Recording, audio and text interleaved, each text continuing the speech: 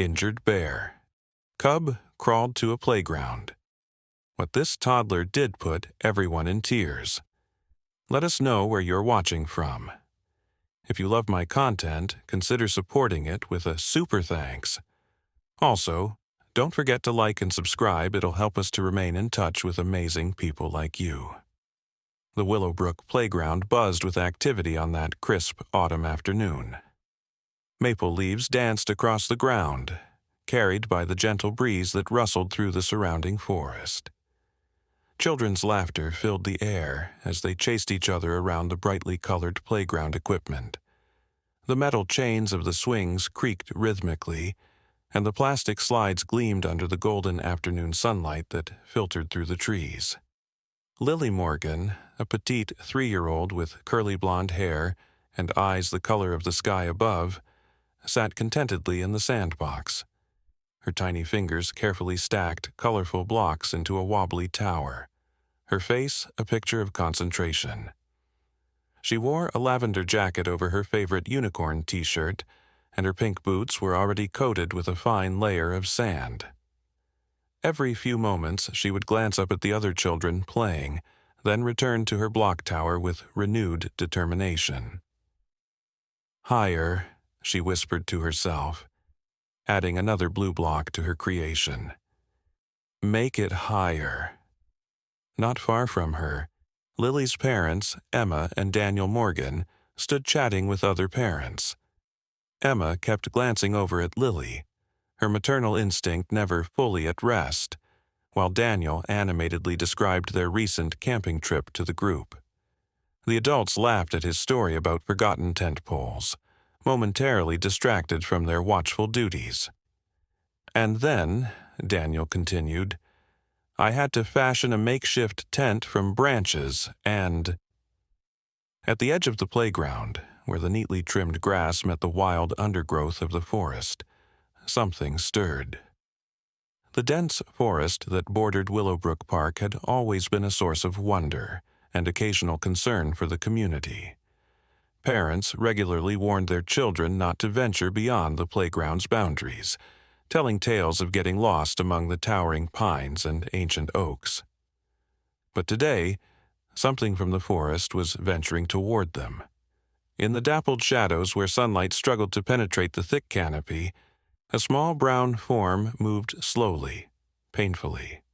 Soft whimpers, barely audible over the playground noise, accompanied each labored movement. A bear cub, no larger than a medium-sized dog, dragged itself forward with determined desperation. Its right hind leg trailed awkwardly behind, clearly injured. Matted fur clung to its small frame, and despite its youth, pain had aged its eyes. The cub paused at the forest's edge, its nose twitching as it caught the unfamiliar sense of humans. Hunger and pain drove it forward, overriding the natural caution its mother would have taught it. Speaking of its mother, there was no sign of the adult bear. Whether separated by accident, poachers, or some other misfortune, the cub was alone, vulnerable and terrified. As the afternoon sun began its slow descent, casting longer shadows across the playground, the injured cub gathered what little strength it had left and crawled onto the grassy perimeter of the playground. Its small body trembled with each movement, leaving a faint trail in the dewy grass. The sounds of human laughter and play grew louder, overwhelming to its sensitive ears, but something compelled it forward, perhaps instinct, perhaps desperation. In the sandbox, Lily added the final block to her tower, clapping her hands in delight as it stood tall without toppling. She looked around, hoping someone had noticed her accomplishment, but the other children were engaged in their own games, and her parents remained deep in conversation with the other adults. Neither Lily nor the adults had yet noticed the small visitor that had emerged from the forest, steadily making its way toward the heart of the playground, toward an encounter that would soon change everything for everyone present at Willowbrook Park that fateful autumn afternoon. The injured bear cub dragged itself further onto the playground, each movement a visible struggle. Its dark eyes, filled with pain and fear, darted nervously among the unfamiliar structures and noisy humans. The cub's fur, normally glossy and thick, appeared dull and matted in places, especially around its injured hind leg. A small trail of crimson droplets marked its painful journey across the grass. 12-year-old Ethan Marshall was the first to notice the unexpected visitor. Perched at the top of the monkey bars, his vantage point gave him a clear view of the playground's perimeter. He froze mid-climb, his eyes widening as he spotted the small brown form inching its way toward the play area. "Hey," he called out, his voice cracking with uncertainty. Is that a bear?" At first, no one paid attention to Ethan's question, dismissing it as part of some imaginary game. But as the boy pointed insistently toward the forest's edge, a few parents turned to look. "Oh my God," whispered Jessica Brooks, a kindergarten teacher who had brought her twins to the playground. "That's a bear cub." Her exclamation sent a ripple of alarm through the gathered adults. Conversations halted mid-sentence as heads turned toward the direction Jessica was pointing. For a moment, the playground fell eerily quiet, even the children sensing the sudden tension in the air. Then reality hit. "Everyone, get your children, now!" shouted Michael Hayes, instantly grabbing his son from the slide. His deep voice carried across the playground, breaking the momentary spell of silence. Panic erupted. Parents rushed to collect their children, scooping them up mid-play and clutching them protectively. Children, confused by the sudden interruption and their parents' fear, began to cry. Some of the older kids spotted the bear cub and pointed, their voices rising in a mixture of fear and excitement. "A bear! Look, a real bear! Is it going to eat us? Where's its mommy?" Emma Morgan's heart nearly stopped as she realized Lily was still in the sandbox, seemingly oblivious to the commotion around her. Lily remained focused on her block tower, adding a small red block to the top, unaware of the danger that had entered their safe space. "Lily!" Emma screamed, breaking away from the group and running toward the sandbox. Daniel followed close behind, his face pale with fear. The cub, startled by the sudden cacophony of shouts and screams, let out a pitiful whimper and attempted to retreat. But its injured leg gave way, causing it to collapse onto the grass near the swing set. It lay there, panting heavily, its small chest rising and falling rapidly. "Someone call animal control," Daniel yelled, pulling out his phone with trembling hands. "And the police." As parents corralled their children toward the parking lot, creating a safe distance between them and the wild animal, the bear cub tried once more to stand. With visible effort, it managed to pull itself upright, swaying unsteadily. Blood seeped from a wound on its hind leg, matting the fur around it. The cub's eyes, though filled with fear, held a spark of determination that was almost human in its intensity. It took another halting step toward the playground equipment, perhaps drawn by the forgotten snacks and water bottles that littered the area. Or perhaps it simply sought shelter, a place to hide from whatever had caused its injury in the first place. Emma reached the sandbox and snatched Lily up, knocking over the carefully constructed block tower in her haste. "Mommy!" Lily protested, reaching back toward her fallen creation. "No, sweetie, we have to go," Emma said firmly, her voice tight with fear, as she clutched her daughter to her chest. She turned to retreat to safety, but Daniel called out to her. "Wait, Emma." "Don't make any sudden movements," he warned, his eyes fixed on the injured cub. "Just back away slowly." Emma froze, suddenly aware that their position put them between the cub and the forest's edge. The injured animal had noticed them now, its head turning slowly in their direction. It made a soft sound, somewhere between a whimper and a growl, that echoed across the now silent playground. Lily, sensing her mother's fear, finally looked up and saw the bear cub. But unlike the adults, her reaction wasn't one of fear. Her blue eyes widened with wonder, and she whispered a single word that only her mother could hear. Hurt. Emma clutched Lily tighter to her chest, her heart pounding so loudly she was certain everyone could hear it. The bear cub remained where it had collapsed, its small body trembling visibly even from a distance. Blood continued to seep from its wounded leg, staining the grass beneath it a dark crimson. "Back away very slowly," Daniel instructed in a hushed tone, positioning himself between his family and the injured animal. "Don't turn your back to it." The playground had nearly emptied now, with most parents and children retreating to the safety of their vehicles or the nearby community center. A few brave souls remained at a distance, phones held up to record the unusual scene or to call for help.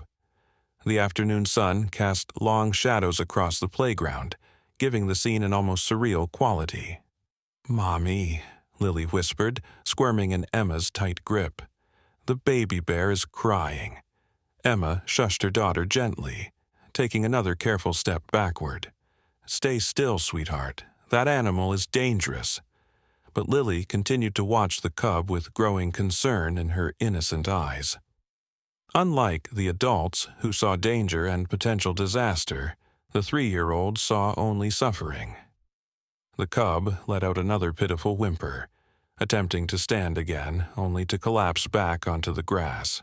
"It needs help," Lily insisted, her small hand patting her mother's cheek to get her attention. "It's hurt bad, Mommy." Daniel had managed to connect with emergency services on his phone. "Yes, a bear cub at Willowbrook Playground," he was saying, his voice tight with tension. "It's injured. No, I don't see an adult bear. Yes, there are still people here, including my wife and daughter." Jessica Brooks, who had remained nearby with her twins safely in her minivan, rolled down her window and called out, "Animal Control says they're 15 minutes out. Everyone should clear the area completely." Emma nodded in acknowledgement and took another step back. But Lily was becoming increasingly agitated in her arms. "We have to help it, Mommy," Lily pleaded, tears welling in her eyes. "Please, the baby bear is scared." "Lily, we can't help it. It's wild but it's crying." Indeed, the cub was making heartbreaking sounds that resembled sobs, its small body convulsing with each painful breath. It had given up trying to move and now lay sprawled on the grass, its eyes half closed with exhaustion. Michael Hayes, who had been watching from the parking lot, approached Daniel with a grim expression. "I'm a vet," he explained quickly. "Not for wild animals, but that cub is in bad shape. Looks like its leg might be broken, and it's losing blood." "Can you help it?" Daniel asked, keeping his voice low. Michael shook his head uncertainly. "Without equipment, without sedation, it would be too dangerous. And where there's a cub, there's usually a mama bear," Daniel finished, scanning the forest edge with renewed anxiety. The adults continued their hushed conversation, discussing options and dangers, weighing the safety of everyone present against the pitiful state of the injured cub. No one noticed when Lily, who had been watching the bear cub with unwavering focus, began to wriggle more determinedly in her mother's arms. Emma, distracted by the conversation and the tension of the situation, loosened her grip just enough. With the surprising agility that toddlers sometimes possess, Lily managed to slide down from her mother's hip and plant her pink boots firmly on the ground. "Lily!" Emma gasped, reaching for her daughter, but it was too late. Before any adult could react, Lily Morgan, all 3 years and 4 months of her, was toddling determinedly toward the injured bear cub. Her curly blonde hair bounced with each step, her lavender jacket bright against the fading afternoon light. She moved with purpose, ignoring the horrified shouts that erupted behind her. Lily! No exclamation mark, Emma screamed, lunging forward only to be held back by Daniel. "Don't chase her," he said urgently. "You might startle the cub and make it defensive." The adults watched in paralyzed horror as the tiny girl approached the wild animal. Time seemed to slow as Lily closed the distance between herself and the injured cub. Every parent present felt Emma and Daniel's terror as their own, holding their breath as the unthinkable unfolded before their eyes. Lily stopped just a few feet from the bear cub, which had raised its head at her approach, its dark eyes fixing on the small human now standing before it. "It's okay," Lily said clearly, her high, childish voice carrying across the silent playground. "Don't be scared. I won't hurt you." And in that moment, as a 3-year-old girl faced a wild bear cub with nothing but compassion in her heart, the world around them held its breath. The bear cub stared at Lily, its dark eyes reflecting confusion and pain. It made a soft huffing sound, almost like a question, as the tiny human approached.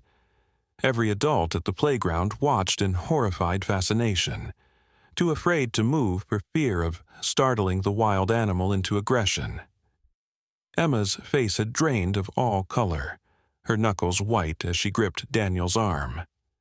"Do something," she whispered desperately, but there was nothing they could do without potentially endangering their daughter further. Michael Hayes, the veterinarian, had slowly begun to inch forward, hoping to reach Lily before the situation deteriorated. "Everyone stay absolutely still," he called softly. "No sudden movements." Lily, unaware of the danger she was in, continued to regard the injured cub with undisguised concern. She tilted her head slightly, her eyes moving to the wound on the cub's leg. The crimson stain had spread, and the cub's breathing was becoming more labored. "You got an OE," Lily observed matter-of-factly, pointing to the injury. Then, with the simple logic of a child, she reached into the pocket of her lavender jacket and pulled out a slightly crumpled Band-Aid. It was pink, decorated with cartoon unicorns, and had been a treasured possession since her last doctor's visit. "This will make it better," she declared confidently, holding out the Band-Aid like an offering. A collective gasp rose from the onlookers, the cub's eyes fixed on the small object in Lily's hand, its nose twitching as it caught her unfamiliar scent. For a heart-stopping moment, it seemed as though the cub might lash out, its pain and fear overriding any curiosity. But then, something remarkable happened. The cub lowered its head, a gesture that looked almost like submission. It whimpered softly, a sound that resonated with raw vulnerability. Lily took this as an invitation. With the fearlessness that only comes from pure innocence, she took one more step forward and knelt beside the injured animal. Her small hand, still clutching the unicorn Band-Aid, reached out toward the matted fur. "Lily, don't touch it." Emma's voice was thin with terror, but her daughter seemed not to hear. With infinite gentleness, Lily's fingers made contact with the cub's fur. The touch was feather-light, barely disturbing the coarse brown hairs. The cub flinched slightly but made no move to retreat or attack. Instead, it released another soft whimper, and, to everyone's astonishment, leaned slightly into the toddler's touch. "It's okay," Lily murmured again, stroking the cub's head with the gentleness that belied her years. "You're a good bear." The tension in the air was palpable as Lily carefully peeled the backing from her precious Band-Aid. With a seriousness that would have been comical in any other situation, she placed the small adhesive strip on the cub's wounded leg, covering just a tiny fraction of the injury. "There," she said with satisfaction, "all better soon." The cub looked at the strange pink strip now stuck to its fur, then back at Lily. It made a soft sound, almost like a sigh, and rested its head on its paws. The fear in its eyes seemed to have diminished, replaced by exhaustion, and something that looked remarkably like trust. Lily settled herself more comfortably on the grass, now completely at ease in the wild animal's presence. She began to hum softly, a tuneless melody that nevertheless carried warmth and comfort. The cub's breathing seemed to steady, its eyes half closing as it listened to the child's simple song. "I can't believe what I'm seeing," Michael whispered, watching the scene unfold with professional amazement. "That cub should be terrified, defensive, but it's responding to her like she's another cub," Jessica finished, tears welling in her eyes at the unexpected beauty of the moment. Daniel had his arm around Emma, supporting her as they watched their daughter commune with the wild creature. "She's always had this way with animals," he murmured, his voice thick with emotion. "Remember how the neighbor's mean cat would only let her pet it?" Emma could only nod, too overwhelmed to speak. Fear still coursed through her, but it was now mingled with awe at her daughter's natural empathy. The scene had transformed from one of danger and panic to something almost sacred. The late afternoon sunlight bathed Lily and the bear cub in a golden glow, as if nature itself was blessing this unlikely connection. Birds had resumed their singing in the nearby trees, and a gentle breeze rustled the fallen leaves around the pair. Then a twig snapped sharply at the forest's edge. Every head turned toward the sound, and what they saw caused the brief moment of peace to shatter instantly. Emerging from the shadows of the dense forest, its massive form dwarfing the undergrowth around it, was an adult female bear. The mother had arrived, and she was heading straight for Lily and her cub. The adult bear emerged fully from the forest, her massive form moving with surprising grace despite her size. Standing on all fours, she was easily over 6 feet long, her powerful shoulders hunched and her small ears flattened against her head. Her dark brown fur rippled over thick muscles as she moved, and her claws, visible even from a distance, dug into the soft earth with each deliberate step. A primal fear swept through the playground. Parents pulled their remaining children closer, some retreating further toward their vehicles. The sound of car doors slamming echoed across the park as those farthest away made their escape. But Emma and Daniel remained frozen, their eyes fixed on their daughter, who was still kneeling beside the injured cub, seemingly oblivious to the approaching danger. "Nobody move," Michael Hayes commanded in a whisper that somehow carried. "No sudden movements, no loud noises." The mother bear paused at the edge of the playground, her nose raised high as she scented the air. Her small, intelligent eyes scanned the scene before her, taking in the strange structures, the lingering humans, and, most importantly, her injured cub with the small human child beside it. A deep, rumbling growl emanated from the bear's chest, a sound so primordial it seemed to vibrate through the ground beneath their feet. She took another step forward, her head lowered now, a clear sign of aggression. "Lily," Emma called, her voice tight with terror but controlled. "Lily, sweetie, don't move. Stay very still." Lily looked up at her mother's voice, then followed everyone's gaze to the massive bear approaching them. Unlike the adults, however, her face showed no fear, only a solemn understanding that surprised even her parents. "It's the mommy bear," she announced calmly, as if this were a perfectly normal occurrence. "She's looking for her baby." The injured cub had sensed its mother's presence and was struggling to rise, whimpering with renewed energy. Lily placed a gentle hand on its back, as if to steady it, a gesture that caused several onlookers to gasp in alarm. The mother bear froze at this interaction, her growl intensifying. She rose slightly on her hind legs, gaining another foot in height, a posture that could precede a charge. Daniel took a single step forward, his paternal instinct overriding his fear. "Lily, "Come to Daddy now," he said with forced calmness. "Very slowly. Stand up and walk to me."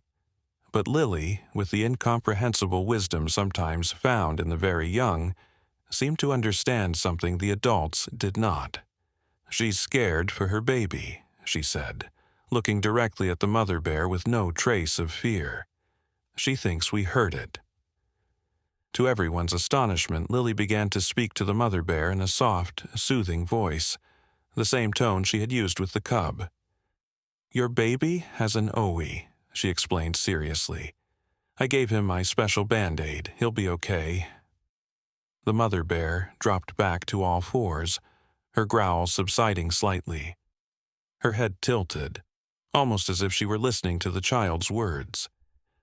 The cub whimpered again, attempting to crawl toward its mother but faltering due to its injury.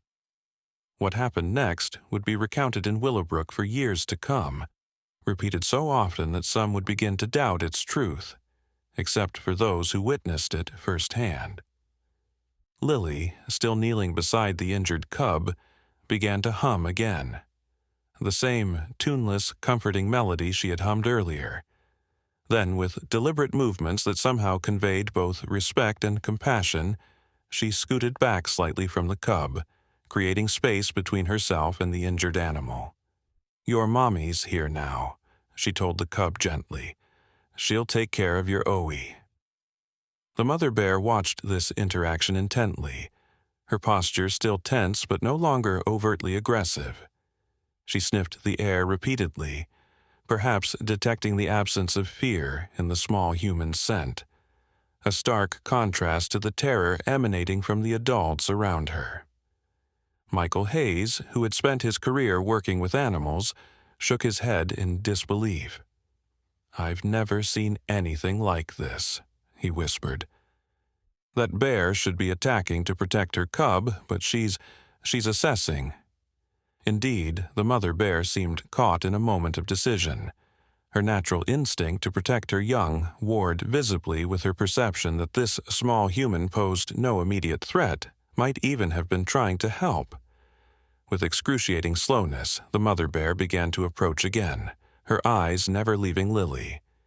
Each step was measured, deliberate, giving the humans time to retreat if they chose. But Lily remained where she was, her eyes meeting the bear's without challenge or fear. When only about 15 feet separated them, the mother bear paused again. She made a soft grunting sound, almost like a call. The injured cub responded with a whimper, attempting once more to stand. "It's okay," Lily said, addressing the mother bear now. "You can take your baby home. I put my Band-Aid on him." As if understanding the child's words, the mother bear lowered herself even closer to the ground and made another soft sound, different this time, gentler. The cub responded immediately, gathering its strength and managing to limp a few steps toward its mother. "That's right," Lily encouraged, clapping her hands softly. "Go to your mommy." The cub continued its painful journey across the grass, each step clearly excruciating but driven by the instinctual pull toward its mother. When it finally reached her, the mother bear gently nuzzled her offspring, sniffing thoroughly to assess its condition. Seemingly satisfied that her cub was not in immediate danger, the mother bear turned her attention back to Lily.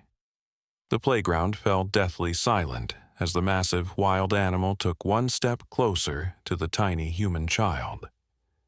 Emma felt her heart might stop entirely, and Daniel's muscles tensed to spring forward. Consequences be damned, if the bear made any aggressive move toward his daughter. But instead of attacking, the mother bear simply stood there, regarding Lily with what could only be described as solemn acknowledgement.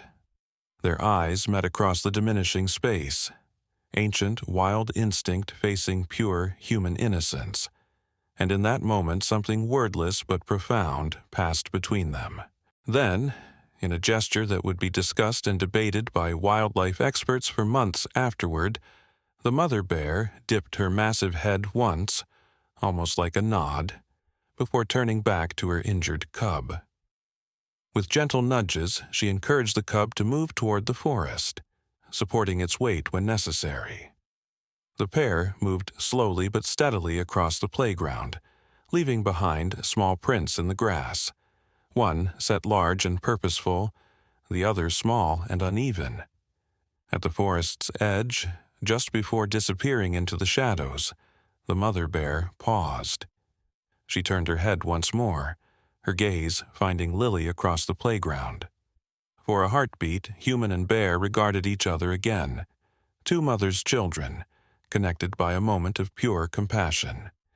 Then they were gone, swallowed by the dense forest that had birthed this extraordinary encounter. A profound silence settled over the playground following the bear's departure.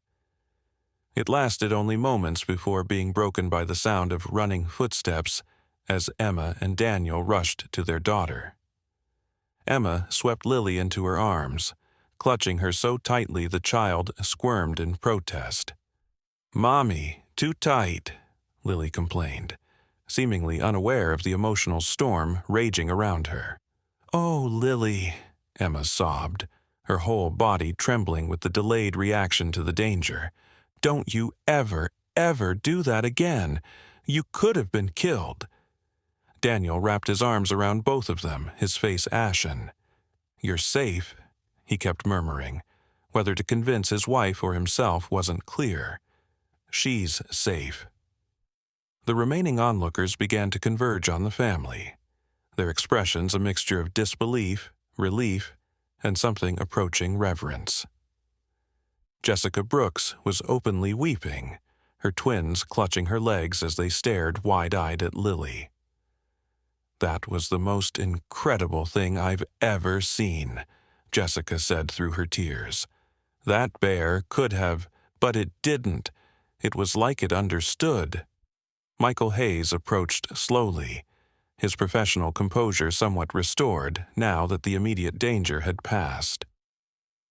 "In 20 years as a veterinarian, I've never witnessed anything like that," he said, shaking his head in wonder.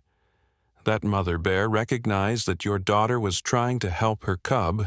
It's unprecedented." Lily, still in her mother's arms, looked around at the adults with mild confusion.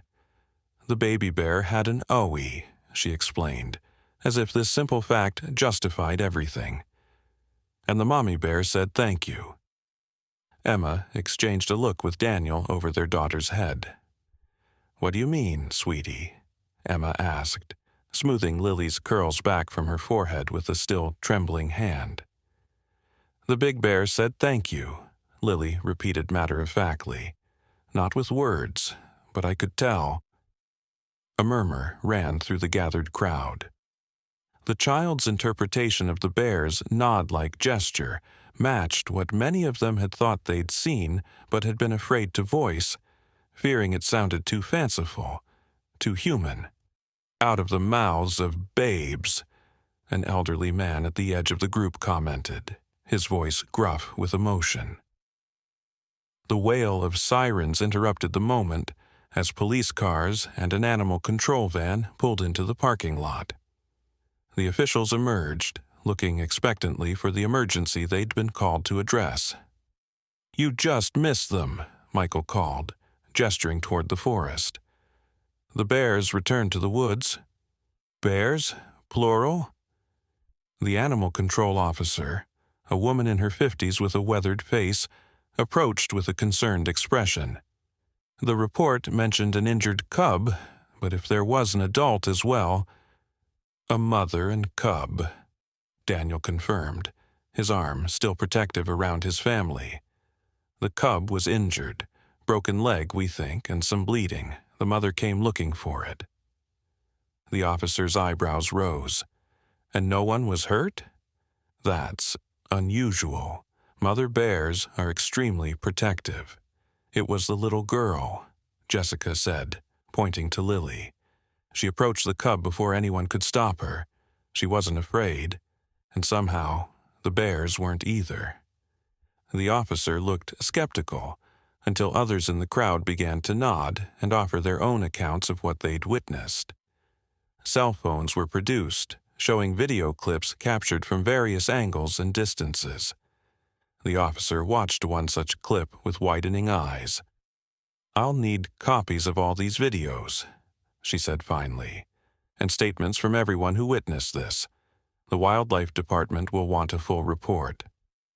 As the officials began taking statements and contact information, Emma finally set Lily down but kept a firm grip on her hand. The adrenaline was beginning to fade, leaving her lightheaded and slightly nauseated. "I still can't believe what happened," she murmured to Daniel. "I've never been so terrified in my life." Daniel nodded, his face still pale beneath his tan. "I was ready to throw myself between her and that bear. I don't know what I would have done if—" He couldn't finish the sentence, the alternative too horrible to voice. Lily looked up at her parents, her blue eyes serious. "The bears were scared too, Daddy. That's why I had to help." Emma knelt to her daughter's level, searching the child's face. "Lily, how did you know the bears wouldn't hurt you? What made you go to the cub like that?" Lily considered the question with a small furrow between her eyebrows. "I just knew," she said finally, with the simple certainty of a child. The baby bear was crying. Not like people crying, but inside crying. I could feel it here. She placed her small hand over her heart. Emma and Daniel exchanged another look, this one filled with wonder and no small amount of bewilderment. Had their daughter always possessed this extraordinary empathy, this ability to sense feelings across species boundaries? Or had they witnessed something truly inexplicable, a moment of connection that defied rational explanation? As the sun began to set, casting long shadows across the playground, parents began to leave with their children, each stopping to touch Lily's head or shoulder, almost reverently before departing. The story was already spreading through phone calls and text messages, rippling outward from Willowbrook Park like waves from a stone dropped in still water. A news van pulled into the parking lot, and a reporter emerged, scanning the remaining crowd with purpose. Emma groaned softly. "This is going to be a circus," she predicted, pulling Lily closer protectively. "Mrs. Morgan?" The animal control officer approached again, her expression now thoughtful rather than skeptical. "If you're willing, the Wildlife Department would like to speak with you and your daughter tomorrow. What happened here today, well, it might help us understand more about bear behavior. It could potentially save lives, both human and bear." Emma hesitated, looking down at Lily, who was now showing signs of the day's excitement, rubbing her eyes tiredly. "We'll think about it," she said finally. "Right now, I just want to take my daughter home." As they walked toward their car, Lily tugged on her mother's hand. "Mommy, will the baby bear be okay?" Emma swallowed hard, thinking of the cub's obvious injury and the challenges it would face even with its mother's care. "I don't know, sweetheart, but its mother will take good care of it, just like I take care of you." Lily nodded, satisfied with this answer. Then, with the quick subject changes typical of children, she asked, "Can we have ice cream?" Daniel laughed, the sound slightly strained but genuine. "After what happened today, you can have a whole gallon of ice cream if you want it." As they drove away from Willowbrook Park, Emma looked back at the forest's edge where the bears had disappeared. The setting sun painted the trees in shades of gold and amber, creating an almost mystical tableau. She couldn't shake the feeling that they had experienced something profound today, something that went beyond a strange wildlife encounter. In the back seat, Lily was already half asleep, her head nodding against her car seat. Emma reached back to touch her daughter's knee, needing the physical connection to reassure herself that they had indeed come through this unharmed. "Daniel," she said softly, Do you think she really understood something about those bears that we couldn't?" He was quiet for a long moment, his eyes on the road ahead. "I don't know," he admitted finally. "But I do know that whatever happened back there, it wasn't just luck. It was special." Special, Emma thought, watching her extraordinary daughter in the rearview mirror.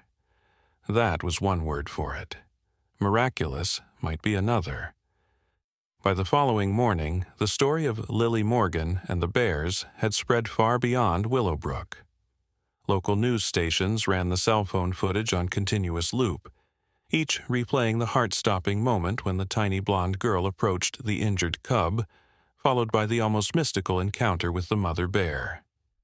Wildlife experts were brought in to analyze the footage, offering theories that ranged from scientific, the mother bear perceived no threat from the small child, to the more fanciful, a rare case of cross-species empathy.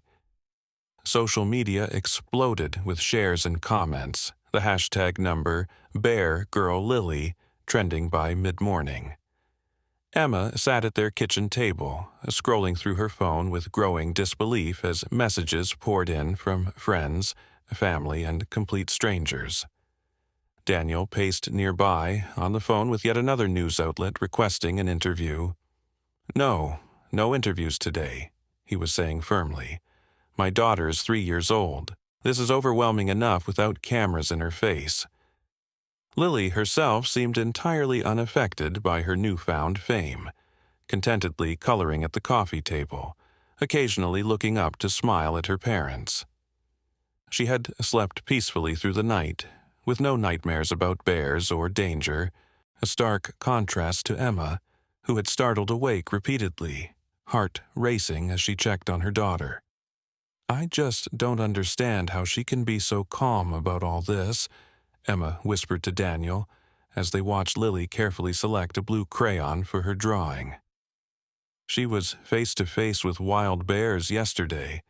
Doesn't she realize how dangerous that was?" Daniel shook his head, his expression thoughtful. "I think that's just it. She didn't see danger. She saw a hurt baby and its worried mother. Nothing more, nothing less." The doorbell rang, causing both parents to tense. They had already turned away reporters from their doorstep twice this morning. "I'll get it," Daniel sighed, squaring his shoulders for another confrontation. But when he opened the door, it wasn't a reporter standing there. It was Michael Hayes, the veterinarian from the playground, accompanied by a tall woman in a khaki uniform bearing the wildlife department's insignia. "Mr. Morgan," Michael greeted him, his expression apologetic. "I'm sorry to intrude, but this is Dr. Savannah Reed from the Department of Wildlife Conservation. After witnessing what happened yesterday, I thought she should speak with you directly rather than through official channels." Daniel hesitated, then nodded and stepped aside to let them enter. "Emma," he called, "we have visitors." Dr. Reed stepped into their living room, her keen eyes immediately finding Lily at the coffee table. Something in her expression softened as she observed the child, who was now adding careful details to what appeared to be a drawing of a bear. "Mrs. Morgan," Dr. Reed said, extending her hand to Emma. "Thank you for seeing us without an appointment. I understand your desire for privacy after yesterday's events." Emma shook the offered hand, studying the wildlife expert warily. "We're just trying to process everything ourselves before we deal with the media circus." Dr. Reed nodded understanding. "That's partly why I'm here. The department would like to help manage the public response to this incident, but more importantly, I'm here because what your daughter did yesterday was—" She trailed off, seeming to search for the right word. "Reckless? Dangerous?" Emma supplied, unable to keep the edge from her voice. The fear of what could have happened was still too raw. "Extraordinary," Dr. Reed finished. "In 20 years of studying bear behavior, I've never documented or even heard of an encounter like this one." Michael stepped forward. Dr. Reed specializes in predator-human interactions, particularly with bears. When I described what happened in more detail, she came immediately. Dr. Reed knelt beside Lily, keeping a respectful distance. "Hello, Lily. My name is Savannah. I work with bears. Would you mind showing me your drawing?" Lily looked up, studying the stranger with curious eyes before proudly turning her paper around. "It's the baby bear and his mommy. See? I drew the Band-Aid right here." She pointed to a pink spot on the smaller bear's leg. "That's beautiful, Doctor," Reed said sincerely. "You've drawn the bears very well. Do you remember a lot about them?" Lily nodded enthusiastically. The baby bear had sad eyes, and his fur was rough, not soft like my teddy. The mommy bear was big, bigger than Daddy, but she wasn't mean, she was just worried. Dr. Reed glanced up at the parents with an expression of professional fascination. "Her observational skills are remarkable," she commented. "Most adults who encounter bears in the wild don't register this level of detail." Turning back to Lily, she asked gently, "Weren't you scared of the bears, Lily?" Lily considered this, tilting her head in a way that reminded Emma of the mother bear's gesture at the playground. "No," she said finally. "They were scared, not scary." Dr. Reed's eyebrows rose at this distinction. "That's an incredibly astute observation." Emma moved to sit on the couch, suddenly feeling the need to be closer to her daughter.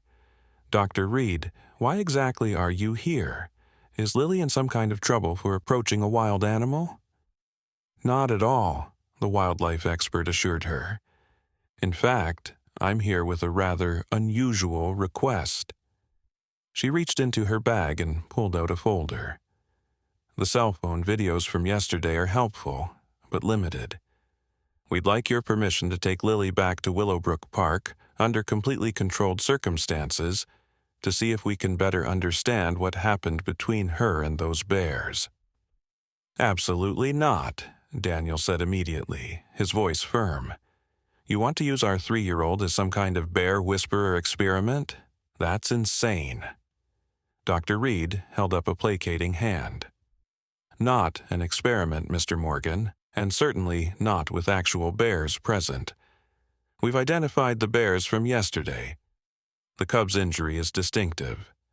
They've retreated deeper into the forest preserve that borders the park. What we're proposing is simply a reconstruction of events, with Lily showing us exactly what she did and how she approached the situation." "For what purpose?" Emma asked, instinctively reaching out to stroke Lily's hair. Dr. Reed leaned forward, her expression earnest. "Mrs. Morgan, bear attacks are relatively rare, but when they occur, they're often fatal. Most happen because humans react with fear, which triggers the bear's predatory instincts. Your daughter did the opposite. If we can understand why her approach worked, especially with a mother bear protecting an injured cub, which is typically the most dangerous scenario possible, we might be able to develop better protocols for human-bear encounters." "You want to teach people to act like Lily?" Daniel asked skeptically. "Not exactly," Michael interjected. "But there might be elements of her behavior that could be incorporated into wildlife safety education." Lily, who had been listening to this adult conversation with unusual focus, suddenly spoke up. "Are the bears okay? Did the baby bear's OE get better?" The adults exchanged glances, and Dr. Reed addressed Lily directly. "We don't know yet, sweetheart, but we have people looking for them in the forest to make sure they're safe." This seemed to satisfy Lily, who returned to her coloring with renewed concentration. Emma and Daniel shared a look of their own, having one of those silent conversations that long-married couples perfect. Finally, Emma sighed. "We'll think about it, Dr. Reed, but not today. Today, we just want some normalcy." Dr. Reed nodded, rising to her feet. "I understand completely. Here's my card. Call me when you're ready to talk more." She hesitated, then added, "One more thing you should know. The forest preserve where the bears have retreated is scheduled for a controlled burn next week, a necessary management practice that was planned months ago. We're concerned that the fire, even though it's controlled, might drive the bears back toward populated areas, especially if the cub is still injured and can't move quickly," Michael added, his veterinary concern evident. The implications of this hung in the air for a moment before Dr. Reed continued. "Just keep it in mind. The department would appreciate any help your family can provide, but we respect your decision either way." After the visitors left, Emma sank onto the couch beside Daniel, emotionally exhausted. "What are we going to do?" she whispered. Daniel wrapped an arm around her shoulders. "I don't know. Part of me wants to pack up and take a long vacation until this all blows over. But another part feels responsible." Emma finished for him. "I know. Me too." Lily had abandoned her coloring and was now standing before them, her small face solemn. "The baby bear needs help, Mommy. My Band-Aid wasn't big enough." Emma pulled her daughter into a tight hug, breathing in the sweet scent of her hair. "Oh, Lily Bean, some things even mommies and daddies can't fix." "But I promised," Lily insisted, her voice muffled against Emma's shoulder. "I told the baby bear it would be all better soon." Daniel looked at his wife over their daughter's head, his expression troubled. The simple, determined compassion of their child was both awe-inspiring and terrifying in its implications. What kind of parents would they be if they encouraged this fearless empathy? What kind would they be if they discouraged it? As if in answer to their unspoken questions, Lily pulled back from her mother's embrace and declared with absolute certainty, "We have to help them, Mommy. The bears are our friends now." The following day brought unexpected visitors to the Morgan household. Emma was preparing lunch when the doorbell rang, its chime immediately followed by an urgent knocking. Daniel, who had taken a few days off work to help manage the situation, went to answer it, tension visible in his shoulders. On their doorstep stood Jessica Brooks, the kindergarten teacher from the playground, her face flushed with excitement. Behind her stood a tall man with salt-and-pepper hair and kind eyes, dressed in casual but expensive-looking clothes. "Daniel, I'm so sorry to barge in like this," Jessica said breathlessly, "but this is Connor Adams. He's a documentary filmmaker, and he was in town visiting his sister, my neighbor, when all this happened. When I told him about Lily and the bears, he practically begged me to introduce you." Daniel's expression grew guarded. "We've already turned down several interview requests, Jessica." Connor Adams stepped forward, his handshake firm and confident. "Mr. Morgan, I completely understand your caution.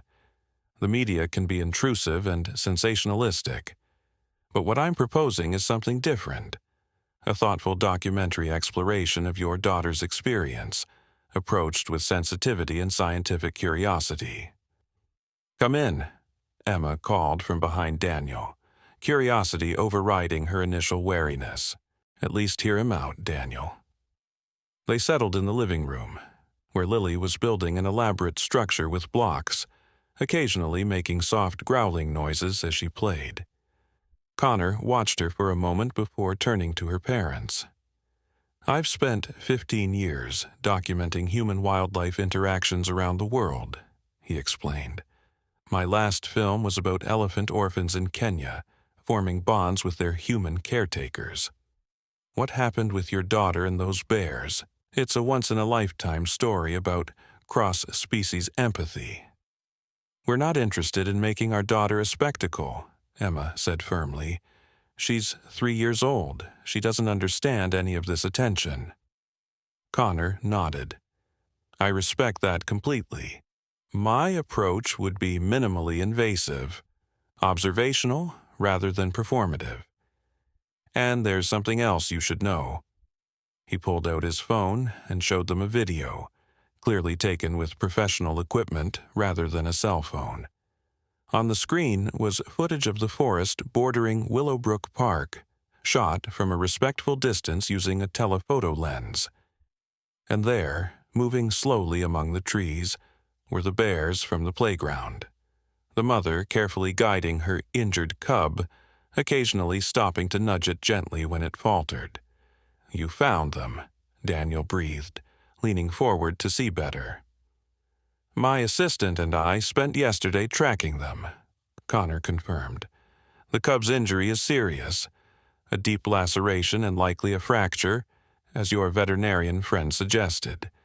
In normal circumstances, wildlife officials would tranquilize them both to treat the cub, but with the controlled burn coming up and the mother's now known protective instincts, they're concerned about how she might react," Emma finished, understanding the dilemma. Connor put his phone away. "Doctor?" "Reed mentioned your daughter might be able to help, but she didn't elaborate. When Jessica told me the full story, I realized this could be not just an amazing documentary, but potentially a way to help these bears." Jessica, who had been quiet until now, spoke up. "I wouldn't have brought him here if I didn't think he was genuine, Emma. His work is amazing, educational, respectful, and he's agreed to donate a percentage of any proceeds to wildlife conservation." Emma and Daniel exchanged glances, their silent communication speaking volumes. The doorbell rang again before they could respond. "Popular place today," Daniel muttered, rising to answer it. This time, it was Michael Hayes and Dr. Reed again, both looking surprised to see Connor Adams when they entered. "Mr. Adams," Dr. Reed acknowledged with a slight frown. "I didn't realize you were acquainted with the Morgans." "We just met," Connor explained, shaking hands with the newcomers. "Jessica Brooks was kind enough to introduce us." Michael seemed more focused on Lily than on the awkward adult dynamics. "How's our brave girl today?" he asked, kneeling to admire her block structure. "I'm building a bear cave," Lily informed him seriously, "for when it rains. The baby bear needs to stay dry to get better." Michael smiled, but Emma caught the concerned look he exchanged with Dr. Reed. "That's very thoughtful, Lily." Dr. Reed turned to the parents. "I apologize for dropping by again so soon, but there's been a development. The forestry department has moved up the controlled burn due to favorable weather conditions. It's scheduled for tomorrow now, not next week." "And the bears?" Daniel asked, already knowing the answer from her grim expression. "We haven't been able to locate them today to attempt tranquilizing and relocating them," she admitted. "Mr. Adams's footage from yesterday is the last confirmed sighting." Connor leaned forward. "I've got my assistant back out there now, using thermal imaging equipment, but the preserve is large, and if they've gone deeper into the forest—" Emma felt a weight settling in her chest. "So, what are you proposing? Because if you think we're going to let Lily anywhere near that forest with a controlled burn happening—" "Of course not," Dr. Reed interjected. "But we're hoping she might be able to help us in a different way." She knelt beside Lily, who had stopped playing to listen to the adults. "Lily, do you remember the sound you made to calm the baby bear, the humming?" Lily nodded, her blue eyes serious. "It wasn't humming. It was bear talk." The adults exchanged surprised glances. "Bear talk?" Dr. Reed asked gently. "Can you show me what you mean?" Without hesitation, Lily made a soft, rhythmic sound deep in her throat. Not quite a growl, not quite a hum, but something in between. It was surprisingly authentic, similar to the sounds comfort-seeking bear cubs make to their mothers. Michael's eyebrows shot up in professional amazement. "That's remarkably accurate. How did you learn to do that, Lily? Lily shrugged, the gesture endearingly adult on her small frame. I just knew what the baby bear needed to hear. It means, don't be scared, in bear talk. Connor had pulled out his phone and was discreetly recording, his filmmaker's instincts overriding propriety. Emma noticed and shot him a warning look, but didn't ask him to stop. Dr. Reed was focused entirely on Lily now. And do you know any other bear talk, Lily? Maybe something that might make a bear come to you if it was hiding? Daniel stood up abruptly. That's enough. You can't seriously be suggesting what I think you are. We're not talking about putting Lily in danger, Dr. Reed assured him quickly. But if we could record her making these sounds, use them over speakers to draw the bears to a safe location away from the burn area. Emma found herself torn between parental caution and a growing sense of responsibility toward the injured cub that had so touched her daughter's heart. And what happens if you do find them? The cub needs medical attention. Michael stepped in. I've been in contact with a wildlife rehabilitation specialist who's agreed to treat the cub, and there's a sanctuary about 2 hours from here that could potentially house both bears temporarily, keeping them together until the cub recovers. The alternative, Dr. Reed said quietly, is that they remain in the burn area. Best case scenario, they flee from the fire into unknown territory, possibly toward more populated areas.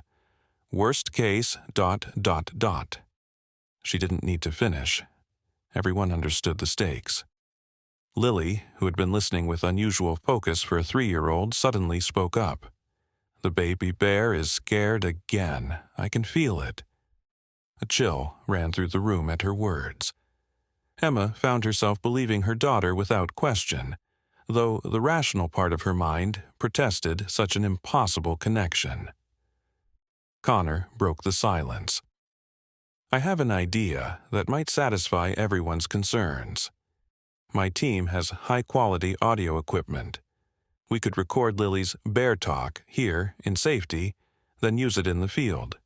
And I could document the entire process, the search for the bears, their rescue, the cub's treatment, all of it. For your film, Daniel said skeptically. Yes, Connor admitted without apology.